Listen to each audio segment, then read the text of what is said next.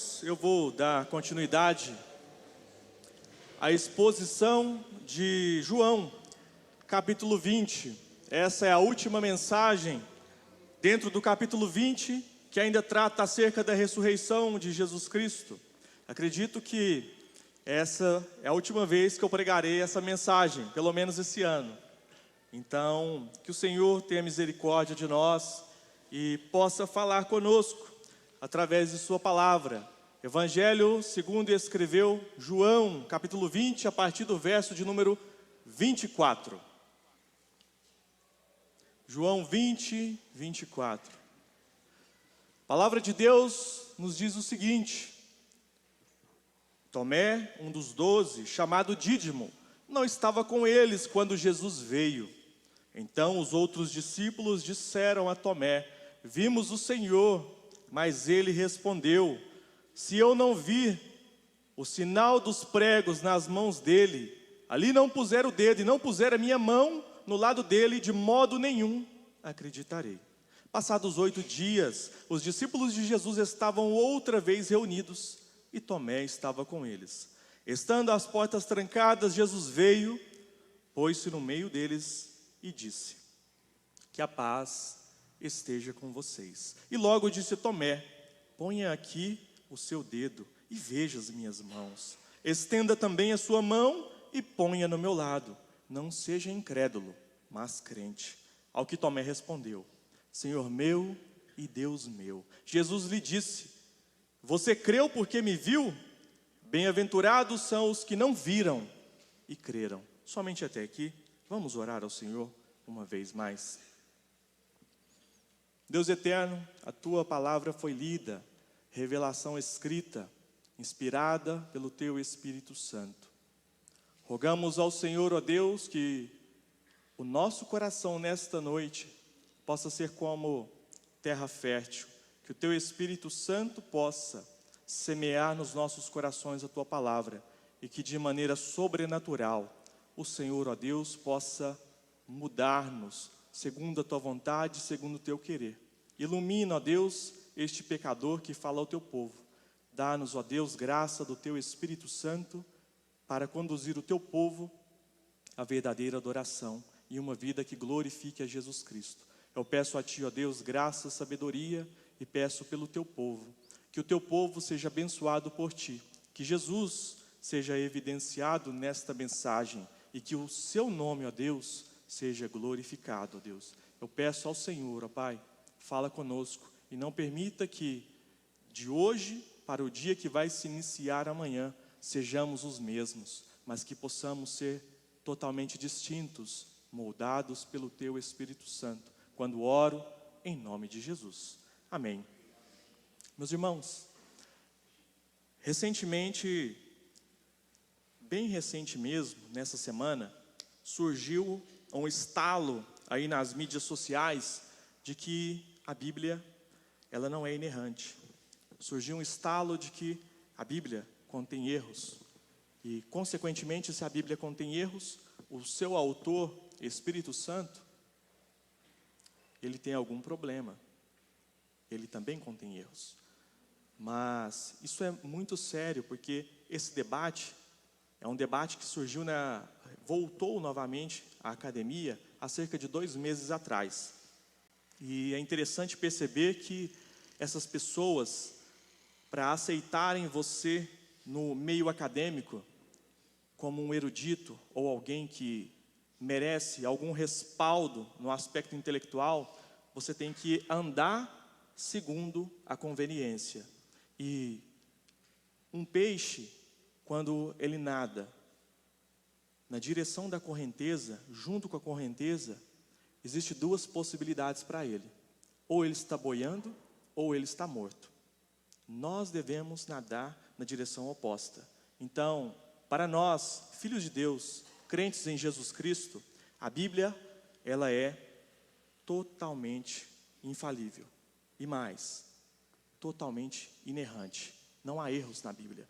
Recentemente, em uma das aulas no seminário, um dos meus professores sugeriu a mesma coisa, que a Bíblia não era inerrante.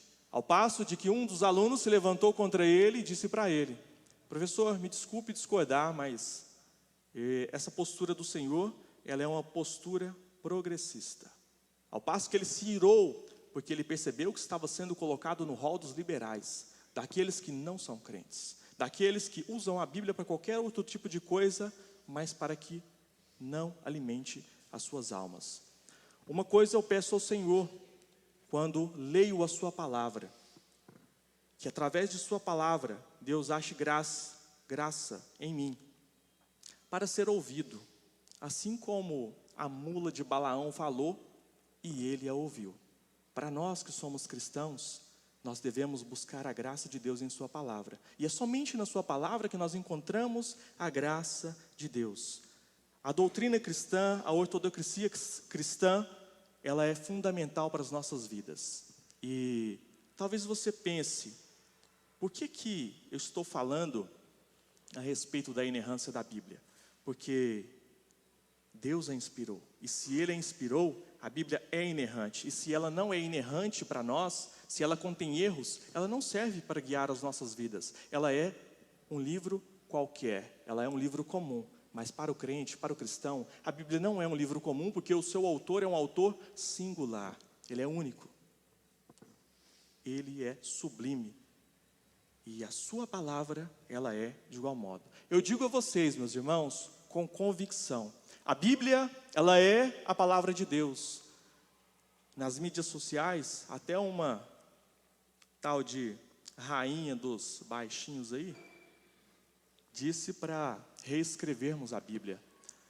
Nós estamos vivendo em um mundo pluralista, em um mundo onde tudo é relativizado. Mas eu digo para vocês algo com convicção.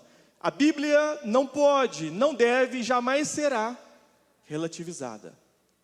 Porque a palavra de Deus, ela é absoluta. Porque o conceito Deus, ele é, sim, absoluto. E esse texto que nós lemos, o texto do incrédulo Tomé, ele é um texto que garante para nós. A Bíblia é a palavra de Deus. Veja para você, por mais sábio que seja, ao escrever um livro, dificilmente você colocaria nesse livro aquilo de mal que você fez ou aquilo que te desmereça. A Bíblia, ela apresenta homens e mulheres que pecaram gravemente. Ela apresenta um homem chamado Davi, que em um momento é tido como um homem segundo o coração de Deus, em que em um outro momento ele é um assassino e um adúltero. Ela apresenta aqui, no texto que nós lemos, um outro homem chamado Tomé, discípulo, apóstolo, caminhou com Cristo. E este homem não creu naquilo que ele deveria crer. Em sua sinceridade, em sua convicção, ele falhou em crer em Jesus. E é textos como esse que me fazem crer que a Bíblia é inerrante, ela é a palavra de Deus. Por quê? Deus sabe quem Ele é. Ele não está preocupado com a opinião alheia. Porque, a despeito da sua opinião, ou da minha, Ele e a sua palavra são imutáveis. Não mudam. Pensem comigo.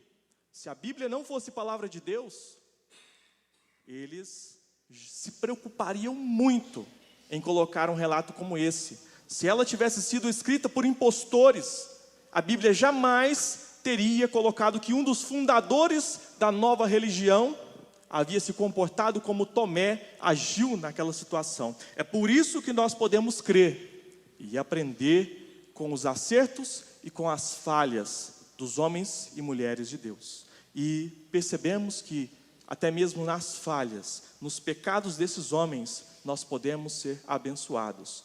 Muitos de nós aprendem só quando falham, não é mesmo? Muitos de nós aprendem só quando nós damos as nossas cabeçadas.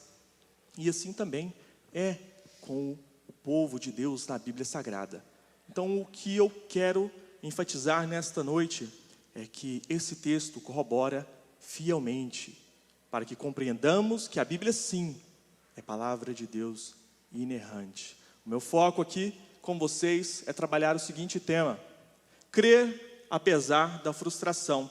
E para isso, dando já um spoiler para vocês, gostaria de trabalhar a incredulidade de Tomé.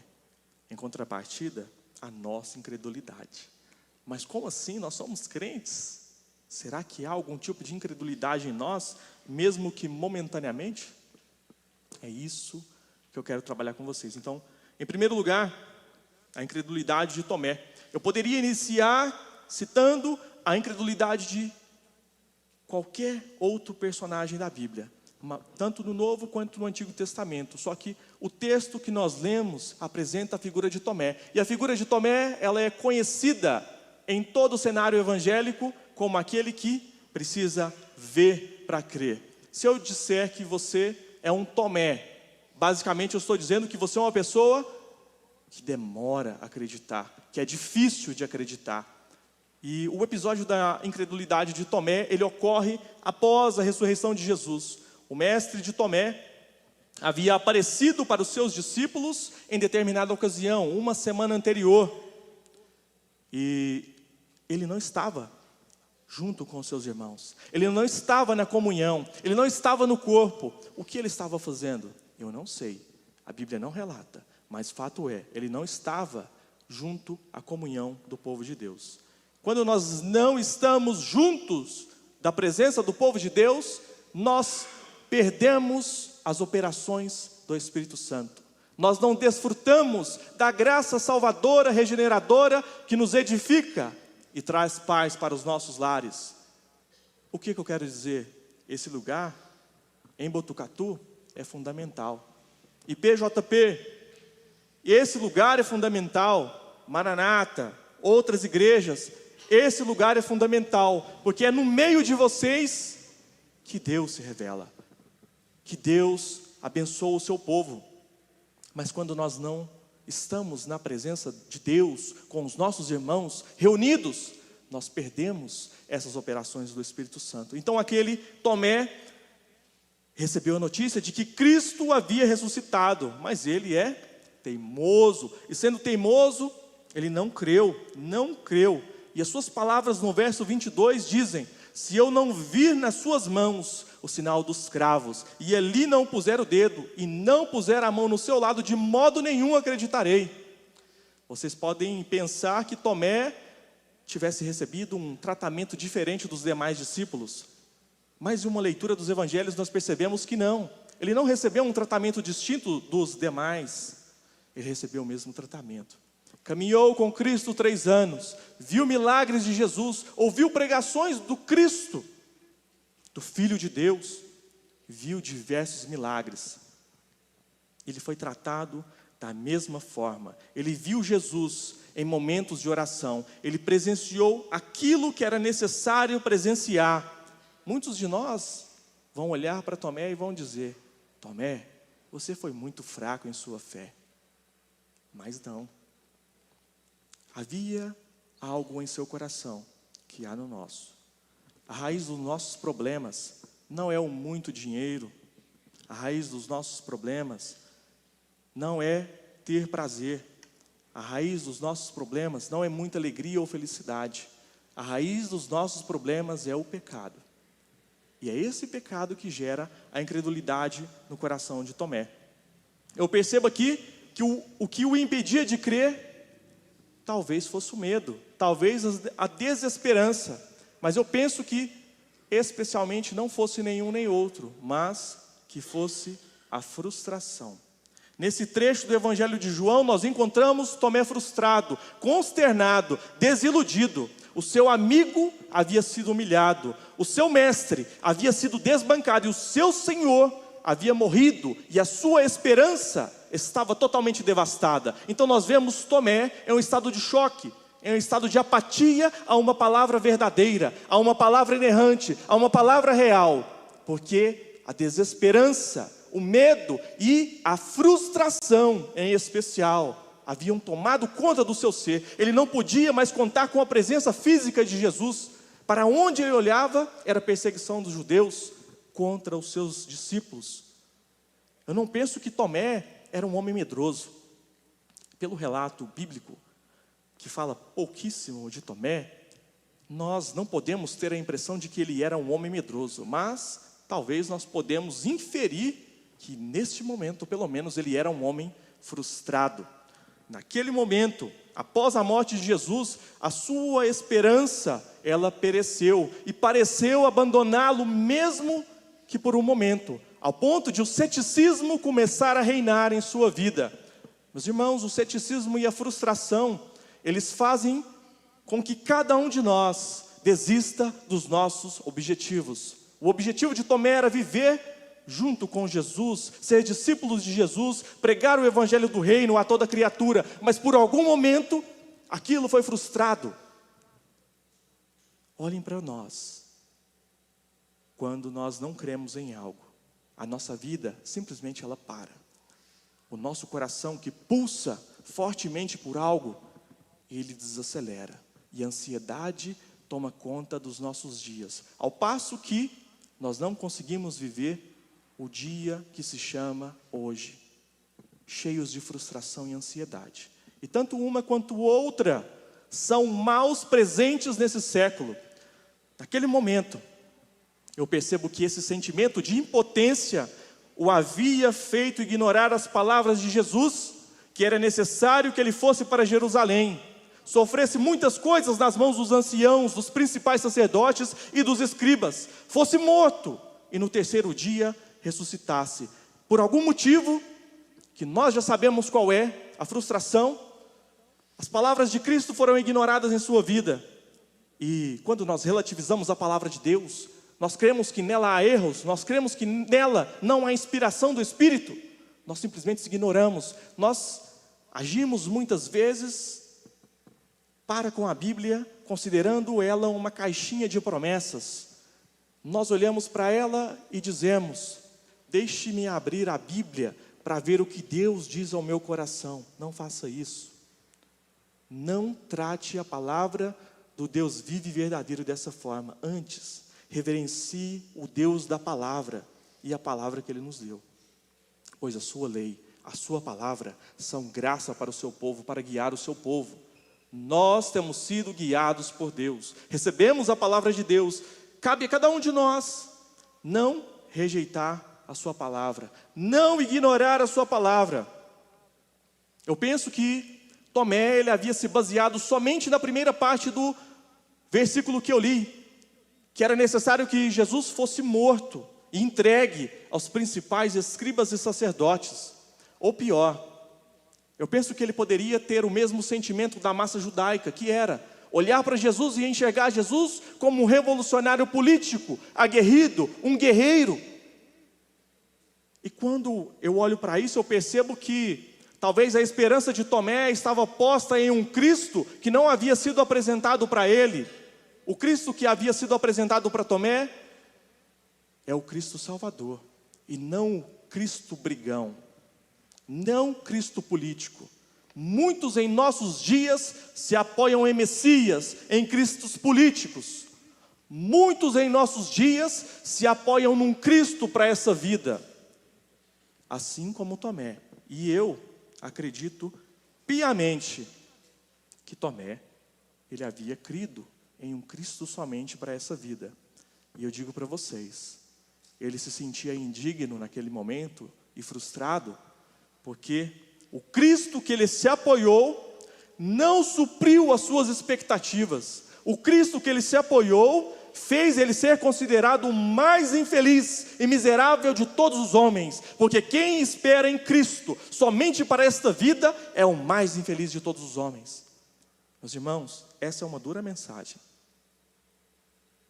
mas é algo que visa tratar em nós a nossa postura de muitas vezes duvidar da palavra de Deus. Como a maioria das pessoas no Oriente Próximo, Tomé, ele tinha 2 nomes. Ele era chamado de Tomé, que é um nome aramaico, e Dídimo, que é um nome grego. Ambos os nomes de Tomé significam a mesma coisa, gêmeos. A minha pergunta é: de quem Tomé era gêmeo?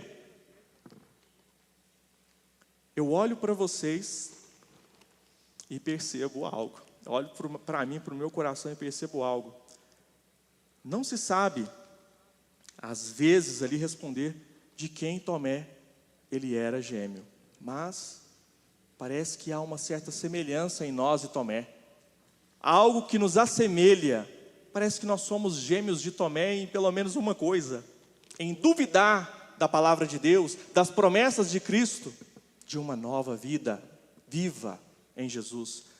O teimoso Tomé, ele faz exigências ao Senhor.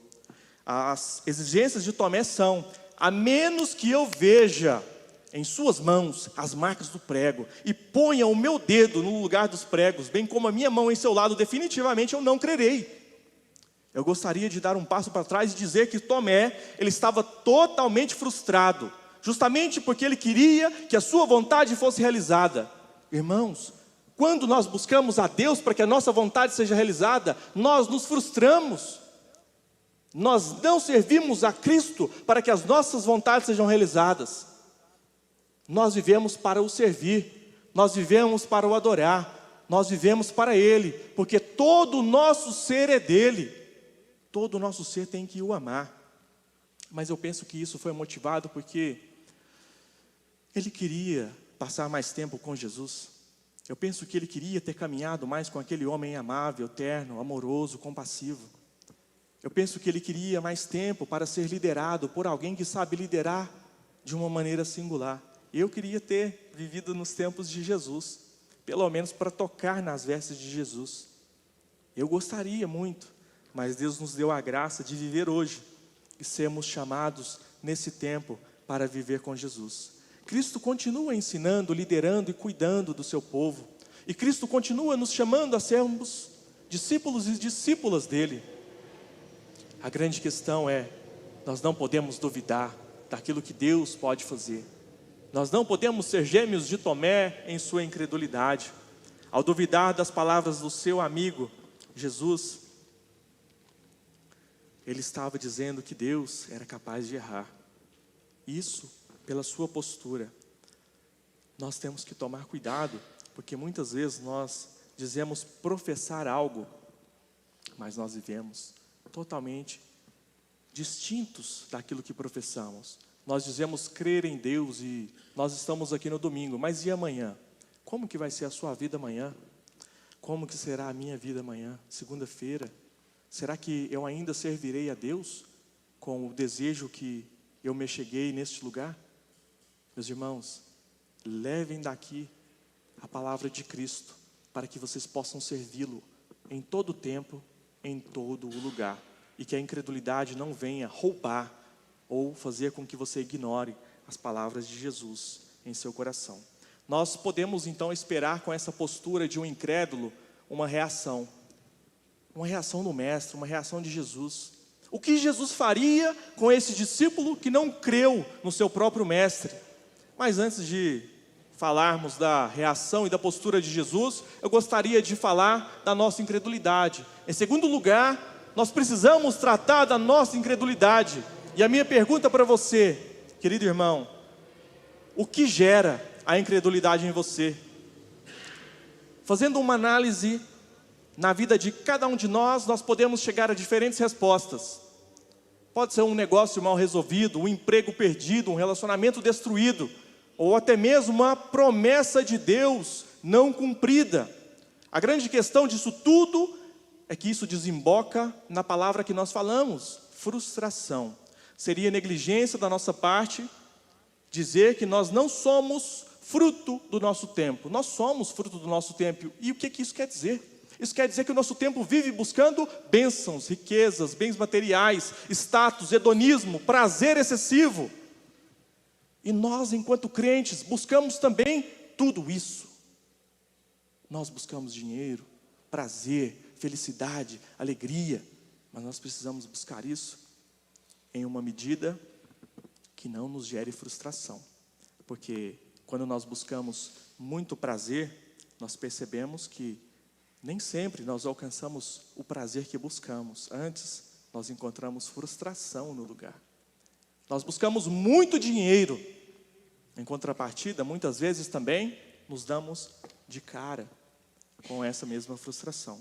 Então, há pelo menos 3 ocasiões em que a frustração, ela toma lugar nos nossos corações e é capaz de gerar em nós incredulidade. Eu penso que a frustração, ele é o ponto central que gera na nossa vida incredulidade. A primeira ocasião é a frustração com o outro. Em linhas gerais, todos nós já nos decepcionamos com outras pessoas. Quando depositamos demasiada confiança em outra pessoa, nós esperamos ser correspondidos pela confiança que nós colocamos sobre ela, mas a resposta sempre vem, e às vezes não é satisfatória. E quando não é satisfatória, nós nos sentimos decepcionados, ao ponto de dizer que eu estou frustrado com você. E nós apontamos o dedo e dizemos, aquela pessoa não é capaz de me satisfazer, aquela pessoa não é capaz de me alegrar. E isso porque nós demasiadamente colocamos confiança em um homem, uma mulher, falhos. Mas aí quando nós colhemos a frustração, nós olhamos para nós e dizemos, eu sou melhor que o Marcelo, eu não vou me decepcionar porque eu sou muito bom. Aí você começa a fazer tudo de uma maneira afoita, depositando em você demasiada confiança. E confiando no seu intelecto, no seu network, na sua agenda, você tenta corresponder às suas demandas, mas o tempo passa e você percebe que você também é falho. Eu percebo que eu também sou falho. E quando o nosso problema chega nesse aspecto de nós percebermos que nós somos falhos, nós devemos também perceber o quê? Aonde está sendo posta a nossa esperança? Aonde estamos depositando a nossa esperança? O problema essencial que a Bíblia chama de nossa esperança, ele fundamenta a nossa vida. Irmãos, quando nós nos decepcionamos com o outro e com nós mesmos, nós dizemos ao nosso coração, vou à igreja, porei minha esperança no Senhor. E nós começamos a buscar a promessa de Deus. Nós começamos a viver no tempo de Deus. E nós começamos a confiar em Deus. E quando tudo vai bem, nós acreditamos que o braço de Deus permanece estendido sobre nós.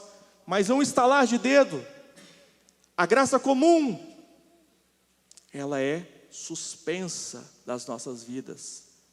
E algo acontece que nos desagrada. Algo acontece que gera em nós tristeza, mesmo estando na presença do Senhor. E muitas vezes nós olhamos para Deus e murmuramos. Muitas vezes nós olhamos para Deus e dizemos, Senhor, o que fiz para merecer isso? Senhor, eu confiei em Ti, estou passando por determinada situação. Essa frustração acontece justamente porque as coisas estavam caminhando do meu jeito e não segundo a vontade de Deus. E aí eu olho para Tomé e percebo que ele queria um Cristo para essa vida. E quando nós depositamos a nossa confiança em Deus e nos frustramos com Deus, perceba, em quem nós estávamos confiando? No fundo, estávamos ainda confiando em nós mesmos. Porque aquele que confia no Senhor jamais será frustrado, porque o Senhor é com o seu povo. A grande questão é viver no tempo e no plano de Deus. Mas para viver no plano e no tempo de Deus, é necessário que a gente se coloque numa posição de submissão, de humildade, de paciência. Somente assim nós seremos usados pelo Senhor, viveremos em sua presença e teremos os nossos planos consoantes aos planos de Deus. Para que tenhamos os nossos planos segundo o propósito de Deus, é necessário renúncia. Já não vivo eu, mas Cristo vive em mim. E a vida que agora vivo na fé, eu a vivo para Cristo. E quando Cristo vive através de nós, nós não vivemos murmurando contra Deus, murmurando contra o irmão, murmurando com outro, e em estado de frustração, mas nós vivemos jubilosos, alegres. Mas eu não estou dizendo que dias negros, escuros não nos alcançarão. Eu estou dizendo que até mesmo nos dias ruins, aquele que é imutável, assim como sua palavra, permanece conosco, nos dando a graça de poder confiar nele quando tudo diz o contrário, nos dando a confiança necessária, nos capacitando a viver em sua presença. de um modo sobrenatural. Nós queremos sempre viver o sobrenatural de Deus e queremos que Deus faça o seu sobrenatural no nosso meio. E Deus está fazendo. Olhem para vocês, todos vocês respiram. Isso é ato sobrenatural da bondade e da misericórdia de Deus. Olhem para vocês, todos enxergam, ouvem, todos têm as suas funções. Deus soberanamente sustenta-nos pelo seu amor e pela sua graça. E em muitos momentos nós olhamos para a nossa vida e dizemos: Senhor, essa não é a vida que eu gostaria de viver. Eu gostaria de viver a vida do Adriano. Caiu lá no campo, tadinho. Às vezes nós olhamos para a vida do outro e desejamos ela, nos esquecendo que é Deus quem nos dá a vida para ser vivida. Olhe para a sua família, para os seus filhos e louve a Deus. Filhos, olhem para os seus pais e agradeçam pelos pais que Ele lhes deu. São bênção e graça do Senhor. E Deus, assim como o seu Filho Jesus, continua com o seu ensino de modo pedagógico. Paulatinamente, Deus continua fazendo-nos discípulos e discípulas. Mas aonde está a nossa esperança?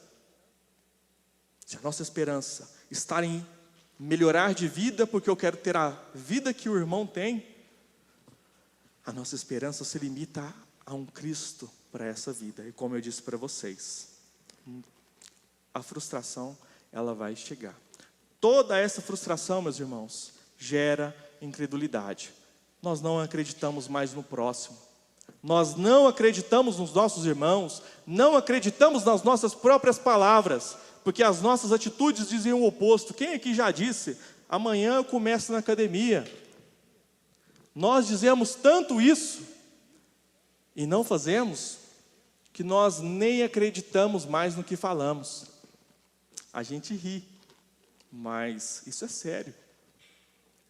Os dias passam e a nossa vida não progride.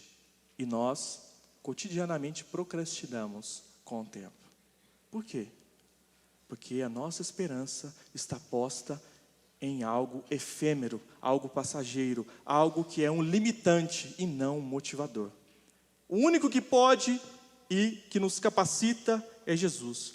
E agora eu pergunto para vocês: o que faremos? Nós realmente não temos o que fazer. Nós não somos homens e mulheres perfeitos. Pelo contrário, nós somos homens e mulheres cheios de dificuldades. Dificuldade para nos relacionar com o nosso próprio eu, com a nossa própria alma. Às vezes nós olhamos para o nosso coração e tentamos discernir os nossos pensamentos e percebemos que nós não somos capazes de controlar a quantidade de coisas que pensamos, para não dizer as besteiras. Mas eu digo, nós devemos lutar contra tudo isso. E assim como um peixe saudável e vivo nada contra a correnteza, nós devemos andar contra os nossos pensamentos que não glorificam a Deus, com um coraçãozinho pecaminoso que tende a nos enganar, levando-nos a desejar prazeres terrenos e passageiros. Cristo, o Cristo que nós esperamos, vivemos e desejamos viver, não é um Cristo somente para esta vida. É um Cristo que nos capacita a confiar no nosso irmão. É um Cristo que nos capacita a termos a vida transformada. E é um Cristo que nos capacita a crer piamente na palavra de Deus, nos posicionando contra tudo aquilo que é contra a sua palavra. Nós devemos nos portar diante do mundo, diante dos homens no mundo, não com uma postura de guerra, mas com uma postura de paz. Da paz que excede o entendimento, sendo humilde, contudo, conforme o apóstolo Paulo nos diz, com a espada do Espírito, que é a palavra de Deus. E vivendo dessa forma, nós viveremos uma vida no mundo de trevas, no mundo ímpio, esperando por uma nova terra, crendo que Cristo a conquistou para nós, e saber que Cristo ressuscitou é a base fundamental para crermos que em Jesus novos céus e nova terra nos aguarda. Em Jesus, frustrações não nos acompanharão, não nos alcançarão, mas que em Jesus as lágrimas são secadas, que os rostos tristes são feitos alegres, que os corações abatidos são elevados em espíritos, que aquele que é ignorado agora por Jesus é abraçado. Nós precisamos de Cristo e nós precisamos entender como que Cristo trabalha. Nós precisamos ser tratados por aquele que pode nos restaurar, dando a nós esperança e confiança resoluta para viver diante de homens e de mulheres de maneira consciente, sabendo que a nossa esperança, ela não se apoia nesta terra, mas ela está à destra de Deus Pai neste momento, intercedendo por nós, para que possamos passar a eternidade com Ele, para que possamos ter uma vida transformada, para que possamos não mais sentir o peso do pecado, mas que possamos sentir a graça de Deus sendo manifestada nos nossos corações. Em terceiro lugar, gostaria de tratar com os irmãos, falar com os irmãos sobre o tratamento de Jesus para o incrédulo. Nós vimos a incredulidade de Tomé, nós analisamos a nossa incredulidade, mas agora nós perceberemos como Cristo trata Tomé. Diante de tudo o que foi dito aqui, a minha pergunta para vocês é a seguinte: o que você faria, estando em situação semelhante à de Jesus? Como você trataria aquela situação de Tomé e a sua incredulidade? Quando alguém duvida da sua palavra, sabendo você que sua palavra dita é verdade, como que você reage? Eu não gosto que as pessoas duvidem de mim, porque eu não saio por aí mentindo. Acredito que você também não. Quando duvidam de nós, nós nos iramos. Quando duvidam de nós, nós murmuramos. Quando duvidam de nós, nós fazemos más conversações. Falamos mal do outro. Mas e Jesus? Pense em alguém que caminhou com vocês durante 3 anos, ouviu a sua palavra, confiou em você, e você depositou confiança naquela pessoa. E naquele momento em que dizem para aquela pessoa que você está de volta, você retornou, ela não crê. A minha reação seria uma reação ruim. Mas como que Jesus tratou Tomé? Jesus, ele, como eu disse, ele é singular em todos os aspectos. E o nosso exemplo não é Tomé. O nosso exemplo jamais será o pastor. O nosso exemplo jamais será um homem pecador. O nosso exemplo é Jesus. Jesus, ele é o nosso único exemplo. As ordens de Jesus para Tomé são ordens ternas e amorosas. E eu penso que com voz branda, ele olhou para Tomé e deve ter dado um grande sorriso. E dito para Tomé: Tomé, veja as minhas mãos, filho. As minhas mãos foram cravadas por você. Veja as minhas mãos, Néia. As minhas mãos foram cravadas pela sua falta de fé, muitas vezes. Pela minha falta de fé. Gilmar, as palavras de Jesus são: as minhas mãos foram feridas para que você fosse restaurado. Jesus olha para Tomé amorosamente e diz que: Tomé, essas são as minhas mãos, as mãos feridas. Põe aqui agora o seu dedo e veja. Olhe para o meu lado, chegue perto do meu lado e põe a sua mão. E ele termina dizendo algo muito interessante: não seja incrédulo, mas crente. Jesus tem feito de nós, homens e mulheres, crentes em Jesus Cristo. E isso é obra sobrenatural de Deus. Porque ser um crente em Jesus Cristo é um milagre. Porque o cristianismo que nós vemos hoje são de pessoas que dizem conhecer Jesus, mas que vivem como se Jesus tivesse dado uma saída e essas pessoas estão fazendo a festa. Mas Jesus há de voltar. E quando Jesus voltar, como que será que ele vai nos encontrar? Será que Jesus ainda nos encontrará após ter nos tratado como homens e mulheres incrédulas que duvidam dele? Ou será que Jesus nos achará orando, louvando o seu nome, vivendo no mundo de uma maneira santa? Cristo vem. E como ele encontrará você? Se Cristo voltasse hoje, o que você faria? Se Cristo voltasse amanhã, como que Ele te encontraria? Seria muito bom se a nossa resposta fosse: Cristo me acharia da forma como eu vivo todos os dias. E que forma é essa? Da forma que Deus é glorificado, que Deus é engrandecido, que Deus é exaltado. Meus irmãos, os olhos de Deus estão sobre nós, em todo o tempo. Em todo o tempo. Que Cristo possa, meus irmãos, nos achar o servindo como servos bons e fiéis, crendo em sua palavra. Então, após ouvir as palavras de Jesus e ter a sua incredulidade tratada, Tomé então ele percebe que este é realmente o seu Senhor. O tratamento de Jesus, ele gera na vida do incrédulo Tomé uma verdadeira e genuína devoção. E Tomé exclama: Senhor meu e Deus meu. A reação de Tomé, a sua proclamação, se dão devido ao tratamento de Jesus. A nossa devoção, ela é provocada pelo amor de Deus derramado nas nossas vidas, derramado nas nossas casas, nos nossos lares. A sua resposta, a resposta de Tomé, ela é uma profunda devoção. A sua motivação, ela voltava para o lugar central. O seu coração era calibrado, estava agora andando de modo correto. Agora Tomé podia viver uma vida viva e real, porque tem muitos que vivem na carne, sentindo e dizendo: eu estou vivo, eu estou pulsando, mas no fundo estão mortos e são escravos dessa vida. O livre diz não. O escravo está sempre condicionado aos seus próprios pecados e prazeres. Mas Cristo nos chama para esta viva motivação, para viver com Ele uma vida onde nós somos capazes de escolher. Nós temos o bem e o mal, o que escolheremos, como viveremos, como trataremos os nossos filhos, como trabalharemos, que tipo de crentes seremos lá fora, que tipo de pessoas aqueles que não creem em Deus encontrarão amanhã.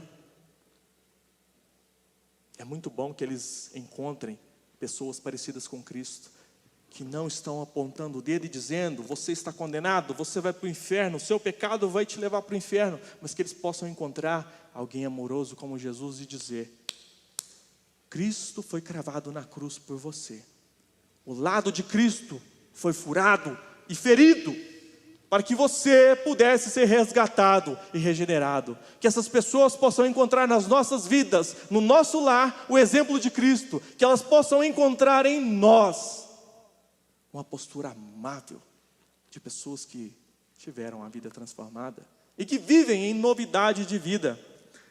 Nós, meus irmãos, nem sempre conseguimos compreender as outras pessoas. E muitas pessoas não conseguem nos compreender. Nós mesmos, às vezes olhamos para o nosso coração, para a nossa mente, e nós não conseguimos compreender porque estamos pensando tamanha atrocidade ou besteira.